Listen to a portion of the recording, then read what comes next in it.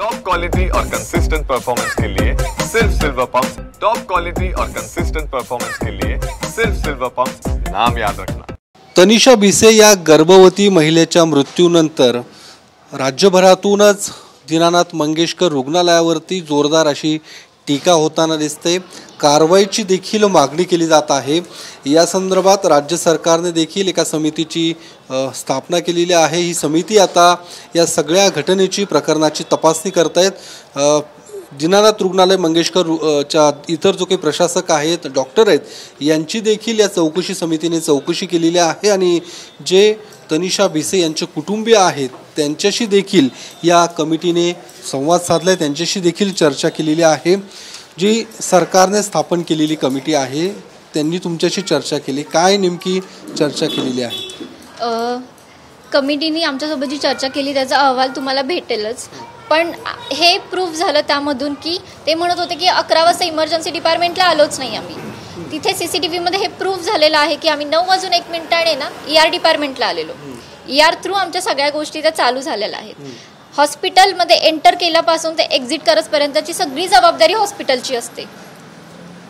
त्याच्यामध्ये एवढं प्रूफ झाले। आम्ही 2-3 तास म्हणत होतो, त्याच्यामध्ये आम्ही 5 तास तिथे वेट करत होतो, 5 ते 5.5 तास वेट करत होतो। या दरम्यान हॉस्पिटलने काय केलं? पेशंटवरती, पेशंटचं पोट दुखत होतं, पेशंटला ब्लिडिंग होत होतं, तुम्ही काय केलं त्याच्यासाठी? आणि आम्ही म्हणलो सध्या 3 लाख रुपये भरून पेशंटला ॲडमिट करा, त्यांनी ॲडमिट करून नाही घेतलं। जोपर्यंत आम्ही 10 लाख रुपये भरत नाही तोपर्यंत आम्हाला समोरच्या OPDमध्ये बसवलं। हे सगळं तुम्ही CCTVमध्ये प्रूफ झालेलं आहे, तुम्ही CCTV सगळे बघू शकता, त्याच्यामध्ये आहे।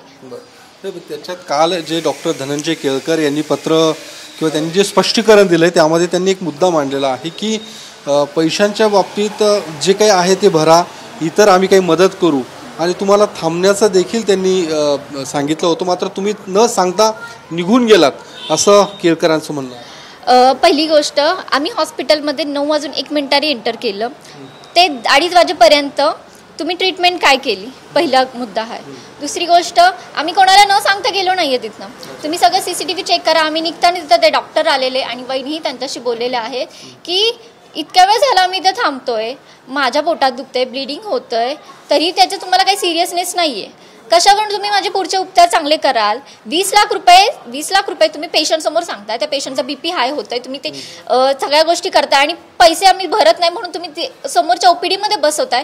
काय पेशंटची मानसिकता झाली असेल, त्यांनी किती मानसिक छळ, पैसे जोपर्यंत भरत नाही तोपर्यंत तुमच्यावर उपचार झाले नव्हते? उपचार झालेच नव्हते आणि 5.5 तास आम्ही तिथं होतो। तुम्ही सगळे CCTV फुटेज बघा आणि त्याच्यामध्ये हे पण दिसेल की आम्ही त्या डॉक्टरांना सांगून आम्ही बाहेर पडलेलो, आम्ही कोणाला न सांगता बाहेर पडलं नव्हतं असं नाहीये। त्या CCTV फुटेजमध्ये हे सगळं प्रूफ होतंय की डॉक्टर होते समोर, डॉक्टरांना सांगून बाहेर पडलो आहे आणि आम्ही स्वतः आमची व्हीलचेअर घेऊन खाली गेलेलो आहे। म्हणजे तुम्ही सांगूनच बाहेर पडलेलो आहे। तिथे समोरच्या CCTVमध्ये पण दिसेल की समोर डॉक्टर आहेत, आम्ही डॉक्टरांना सांगतोय आणि त्यांच्यासमोर आम्ही पेशंटला घेऊन जातो आहे। तिने दीनानाथ मंगेशकर हॉस्पिटलचा ड्रेस घातला होता, तिचं सीझरसाठी शेविंग केलं होतं, तिला सांगितलं होतं की तुम्ही जेवायचं नाही, मग या गोष्टी कशासाठी केल्या होत्या? जाताना तिथल्या आयांनी आणि त्या एका ज्युनियर डॉक्टरनी आम्हाला विचारलं, तर आम्ही त्यांना सांगितलं की अरे इतका वेळ झालं ट्रीटमेंट होत नाही आहे, तिला ब्लिडिंग होतं आहे, तिची मानसिक स्थिती खराब व्हायला लागली, तर आता आम्ही काय करायचं? म्हणून आम्ही पेशंटला घेऊन गेलो, पेशंटला आम्ही व्हीलचेअरवर घेऊन गेलो खाली, त्यांचा कुठला माणूसही आला नाही, सगळं CCTVमध्ये दिसतंय। नाही, सगळ्यात महत्त्वाची गोष्ट मीडियानी ना या सगळ्या गोष्टी, मीडियाचा तर पण आम्हाला खूप सपोर्ट लाभला आहे, सगळ्या गोष्टी मीडियाने यांचे CCTV फुटेज मिळवण्याचा प्रयत्न करावा, आम्हाला कुठल्या प्रश्नांची उत्तरच द्यावी लागणार नाही। आणि म्हणतात येते की आम्ही कुणालाही न सांगता बाहेर पडलो, ते तुम्ही CCTV फुटेजमध्ये बघा की ते डॉक्टर आहेत, आम्ही त्यांना सांगून आम्ही बाहेर पडतो त्यांच्यासमोर, त्यांना एवढीही वाटलं नाही की बाबा एखादी मावशी द्यावी खाली, ॲम्ब्युलन्सची सोय करावी।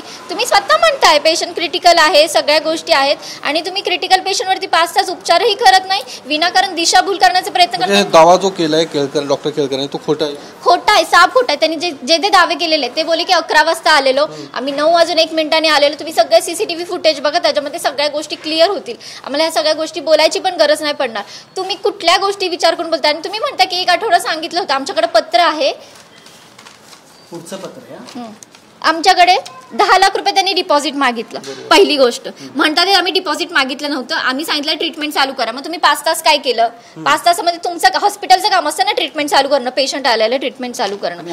ते म्हणतात की तुम्ही 11 वाजता इमर्जन्सी डिपार्टमेंटला नाही ओपीडीला आला, 9:01 इमर्जन्सी डिपार्टमेंटला गेलेला CCTV फुटेज आहे ते तुम्ही बघा. आणि मग इथे 10:30 वाजता आम्ही कसं एक पेमेंट केलं 300 रुपयाचं, हे कसं त्याच्यामध्ये प्रूफ झालं? दुसरी गोष्ट ते बोलले की आम्ही तुम्हाला 1 आठवड्यानंतर बोलवलं होतं, 22/3 बोलवलं होतं. मग इथे फॉलोअप डेट काय आहे?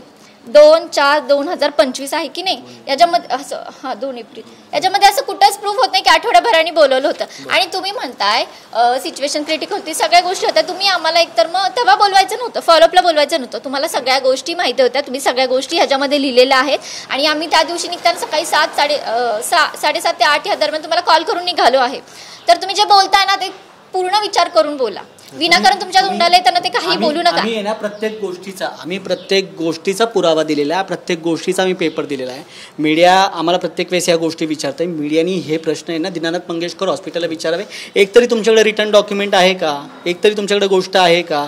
तुम्ही म्हणताय की ना पेशंटला आम्ही सांगितलं होतं बालदत्तक घ्या, असं तुमच्याकडे एकतरी पुरावा आहे का? तुम्ही जे काही करताय, आणि ना एक रिनाव नाव आहे आपल्या धनंजय केळकर सरांचं, आम्ही पण त्यांना तेवढंच आदराने बोलायचो. पण जी काही चौकशी नेमली, आम्ही आता या मानसिकतेमध्ये आहोत की ज्या प्रकारे आमच्या यांच्याबद्दल हे केले, doctor Dhananjay Kelkar, doctor Anuja Joshi, doctor Sameer Jog, Sachin Vyavahare, हे 4 लोकांनी एक अंतर्गत समिती नेमली. ती अंतर्गत समितीचे रिपोर्ट त्यांनी सोशल मीडियावर टाकले.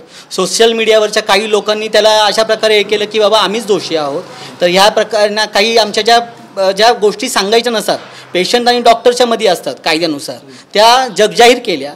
तर या सगळ्या गोष्टींबाबत आम्ही कायदेशीर सल्ला घेत आहोत. आणि जर भविष्यात ही वेळ जर आली, भविष्यात जर या सगळ्या गोष्टी नीट आणि समितीचा जो काय अहवाल येतोय ते पाहून आम्ही अमित गोरखे सर तर विधान परिषदेमध्ये याच्याबद्दल बोलतीलच, पण आम्ही सुद्धा याच्यावरती कायदेशीर कारवाई करू. त्यामुळे कुठलीही गोष्ट करत असताना आपण थोडा विचार करून करावा, पहिली गोष्ट. दुसरी गोष्ट, जे तारखेंचं जम्बलिंग झालं, 22 तारीख लिहिली आहे ना, ते एवढे गोंधळलेले होते ना, आंदोलनं वगैरे होत आहेत बघून. 22 तारखेला तनिषा वहिनींचा वाढदिवस होता, ती तारीख त्यांची बर्थ डेट, ती त्यांनी चुकून ती 22 लिहिली. 2 तारखेला फॉलोअप होता 2 एप्रिल. आपण आपल्या व्यवस्था तपासाव्यात, सगळ्या गोष्टी कराव्यात. जे सोशल मीडियावर कमेंट करतायत ना, त्यांनी सगळ्या गोष्टी बघाव्यात आणि त्यानंतर बोला. ठीक आहे. तुम्ही जसं म्हणता की त्यांच्या ज्या खाजगी गोष्टी किंवा जे काही ते हॉस्पिटलने जाहीर करणं चुकीचं आहे, कायदेशीर कारवाई करणार? हां, आम्ही त्याच्यासाठी सल्ला घेत आहोत. आणि पहिली गोष्ट, त्या तशा गोष्टी झाल्या असत्या तर रेडिएशन घेतलं असतं का? रेडिएशन घेतलं, किमो घेतला, तुमच्याकडे काही प्रूफ आहे का? तुमच्याकडे काहीच प्रूफ नाही. उलट तुम्हीच आम्हाला सांगितलं की तुम्ही IVF करू शकता. मानसी घायसा त्यांच्याकडे त्यांनी सजेस्ट केला, पण आम्ही बाहेरचा रेशो बघून हे केला. पण एवढ्या ते म्हणजे ते आधीचा पार्ट झाला. एवढ्या सगळ्या गोष्टीची हे करून तुम्ही लोकांची दिशाभूल करू शकत नाही ना. मानसी घैसास या सुश्रुत घैसास यांच्या पत्नी, हां, त्यांचं नातं आम्हाला माहिती नाही, पण मानसी घायसा यांच्याकडे सजेस्ट केलं, त्याच्यानंतरच आम्ही पुढचं पाऊल उचललं ना. आणि आत्ता आमचा पेशंट प्रेग्नेंट होऊन 6 तुम्हाला 1 महिन्याआधी फॉलोअपला म्हणजे तुम्हाला दाखवायला आलेला, तेव्हा तुम्ही सगळ्या गोष्टी बघितलेल्या, तेव्हा तुम्ही सांगितलं ठीक आहे, काही नाही कॉम्प्लिकेशन, आपण करू या गोष्टी. आणि त्यांनी फॉलोअपला पण बोलवलेलं. मग त्यांनी फॉलोअपला बोलवायचं नव्हतं, त्यांनी ह्या गोष्टी एक्सेप्ट करायच्या नव्हत्या ना.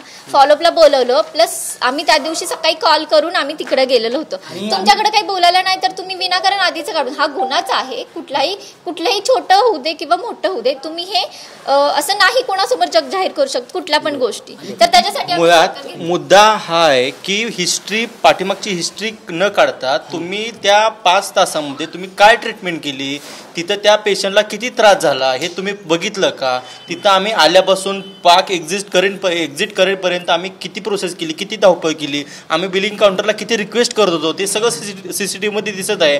तिथल्या त्या ज्या मॅडम आहेत त्यांनी आम्हाला कसं तिथून आम्हाला काही रिस्पॉन्स न देता आम्हाला तिथं 1 मिनिटात आम्हाला तिथनं घालवलं. ज्यांच्याकडे आम्ही तिथं रिक्वेस्ट करायला गेलो, विनंती केली तिथं, बाबा आमचे एवढे पैसे घ्या, तुम्ही आमच्यावर ट्रीटमेंट चालू करा, त्यांनी काही आमचं ऐकलं नाही. डायरेक्ट ते म्हटले सर वरून किती जरी आम्हाला फोन आले तर आम्हाला जोपर्यंत घैसास सर जोपर्यंत सांगत नाही तोपर्यंत आम्ही तुमचा फॉर्म पण भरून घेऊ शकत नाही, तुम्हाला ऍडमिट करून घेऊ शकत नाही. ह्याच्या सगळ्यामध्ये ना बिलिंग डिपार्टमेंट पण येतं. हॉस्पिटलमध्ये एंटर केल्यापासून एक्झिट करसपर्यंत हे सगळी हॉस्पिटलची जबाबदारी असते की आपला पेशंट सुखरूपपणे घरी जावा. यासाठी एक डॉक्टरने हे सगळं मिळून, हे पूर्ण प्रशासन मिळून काम करतं या सगळ्या बाबतीमध्ये. ह्याच्यामध्ये ते डॉक्टर घैसास डॉक्टर, त्या धनंजय केळकर सर, ते सचिन व्यवहारे आणि ती पंची मॅडम ज्या होत्या त्या बिलिंग काउंटरच्या, त्या हे असं सगळं त्यांचं जे पूर्ण हॉस्पिटलचं जे प्रशासन आहे ते पूर्ण एकदम वाईट परिस्थितीचे काम करते. म्हणजे त्यांना ना त्या माणसांची कदर नाही, त्यांना फक्त पैसा पाहिजे. त्या पैशासाठी ते कुठल्याही थराला जाऊन आहे ना ते पेशंटला काही व्हॅल्यू देत नाही. पेशंटला काही त्याला किती त्रास होते त्यांना त्याचं दुखणं काही नाही, त्यांना फक्त पैसा पाहिजे. त्यांनी डिपॉझिट भरल्याशिवाय कुठल्याही पेशंटला ते आत एंट्री देत नाहीत. त्यांना ॲडमिशन फॉर्म भरून घेतलं जात नाही. पेशंट जर तळमत असेल तर पहिल्यांदा ते म्हणतात फॉर्म भरा, तिथं बिलिंग काउंटरला जात, बिलिंग काउंटरला तिथं पैसे भरा, मग आम्ही त्याच्यावर ट्रीटमेंट चालू करू. तिथं वेळोवेळी तिथं आम्हाला कित्येक तास त्या इयरला तरी पेशंटला तिथं 1-2-3 बेंच लिहिलं, बेंचवर पेशंट तिथं वाट बघत बसायचं. डॉक्टर जेव्हा येतील त्यांचं वेळ तेव्हा त्यांनी तिथं ट्रीटमेंट चालू करायची. आम्ही स्वतः तिथं 5 तास धडपडत होतो तरी आमच्या इलाज झाले नाहीत.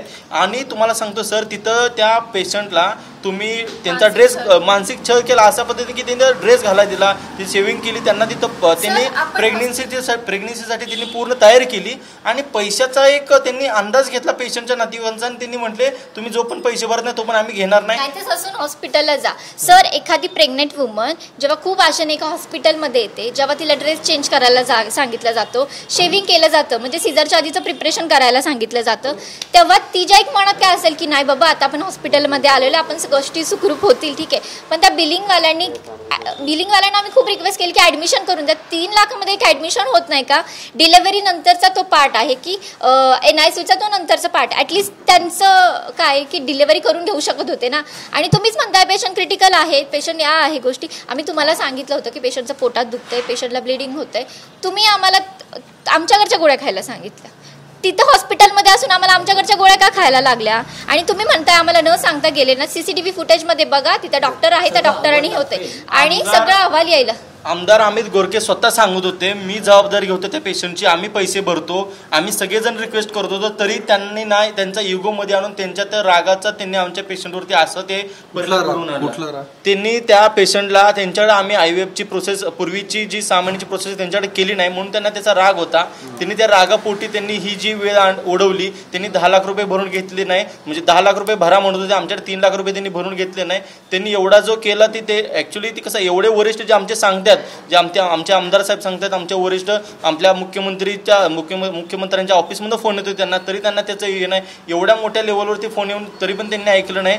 कित्येक त्या प्रशासनाची एवढी मोठी चूक झालेली आहे ना, ती खरंच त्या ज्या डॉक्टरांनी एवढं जे केलेलं आहे त्या सगळ्यांना ह्याच्यात शिक्षा झाली पाहिजे. जेवढं डॉक्टर जबाबदार आहे तेवढं ते हॉस्पिटलही तेवढंच जबाबदार आहे. त्या हॉस्पिटलची पण एवढी मोठी चूक झालेली आहे. आणि आमच्या 2 मुली आमच्याकडे सुखरूप आहेत ना, ते फक्त अमित गोरके सरांमुळे सुखरूप आहेत आणि सूर्य हॉस्पिटलमुळे सुखरूप आहेत. जर आम्ही त्या दीनानाथमध्ये राहिलो असतो ना, खूप गोष्टी वेगळ्या झाल्या असतात. आमची वहिनी नाही आहे आत्ता, त्या हॉस्पिटलमुळे आमची वहिनी नाही, पण आमदार साहेबांमुळे आमची 2 पोरं आमच्या जवळ आहेत, त्याचंच खूप मोठं आहे. त्यांच्यामुळे या खूप सगळ्या गोष्टींना आम्हाला आणि आज जी सोशल मीडियावरती बघतोय इकडे तिकडचे लोक, काही लोक कास्टिझमच्या नावाखाली काही हे करत आहेत, पण ॲक्च्युली कसं आहे की आज रोजी जे मानवतेचा प्रश्न आहे, आज या आमच्यावर जी वेळ आली आहे कोणावर येऊ नये यासाठी आपण आता धडपडतोय. हे सगळ्यांनी लक्षात घेणं गरजेचं आहे. त्याच्यामध्ये कुठलंही राजकारण करायचं नाही, कुठलंही काय नाही. फक्त एक सामान्य एक बाई फक्त तिचं ऑपरेशन किंवा तिच्या सगळ्या गोष्टी करून एक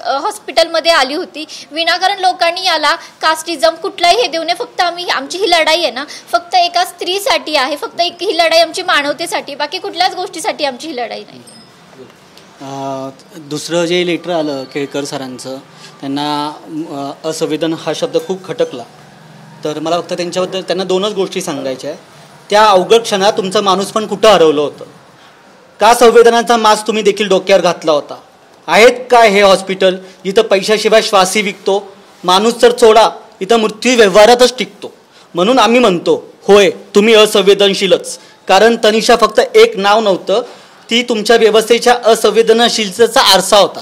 आणि यामुळे मी जनतेला सांगू इच्छितो, जनतेनो जागा, विचार करा ठाम, अशा नाथांपासून वाचवा आपला ग्राम, संवेदना जपूया नव्या उजेड घेऊ, असंवेदनशीलतेला आता आरसा दाखवू.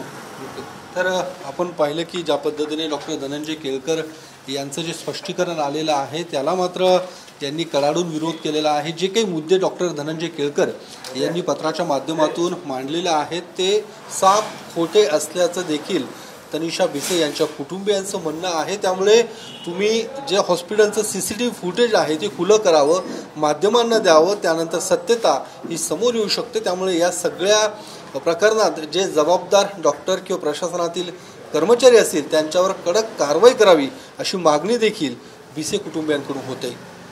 कॅमेरामन अमित शिवनसह मी योगेश बोरसे, TV9 मराठी, पुणे.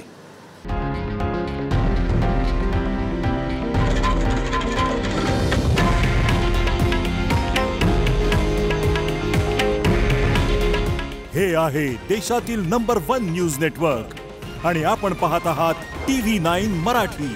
काळजी तुमची, हित महाराष्ट्राचं.